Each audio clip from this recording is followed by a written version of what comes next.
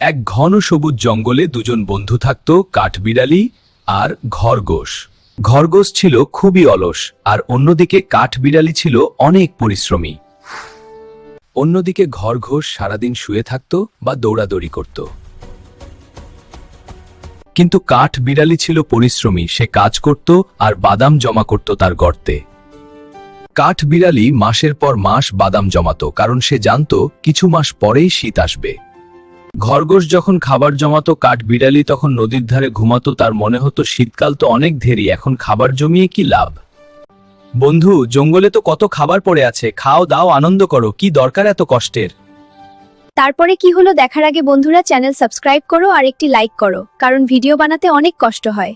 কিন্তু কাঠবিড়ালি বলল, না বন্ধু, কিছুদিন পর শীতকাল চলে আসবে, তাই খাবার জমাও। কিন্তু খরগোশ আবার শুয়ে পড়ল। কাঠবিড়ালির গর্ত বাদাম আর বিভিন্ন ফল দিয়ে ভর্তি হয়ে গেল, অথচ খরগোশ একটু খাবার জমায়নি। তারপর এলো শীতকাল, জঙ্গলে একটুও খাবার নেই, কোথাও খাবার নেই। খরগোশ বুঝতে পারলো সে কত বড় ভুল করেছে। তারপর খরগোশ গেল কাঠবিড়ালির কাছে। কাঠবিড়ালি তাকে বলল, আমি তো তোমাকে আগেই বলেছি খাবার জমাও। খরগোশ কান্না করতে শুরু করলো। কাঠবিড়ালির বন্ধুর কান্না দেখে মন গলে গেল, সে কিছু বাদাম খরগোশকে খেতে দিল।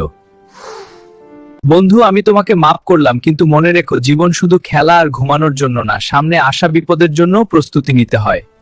বন্ধুরা, আমরা এই গল্প থেকে কি শিখলাম? পরিশ্রম সবসময় সুখী রাখে, সুতরাং সবসময় কাজ করবে, অলসতা করবে না।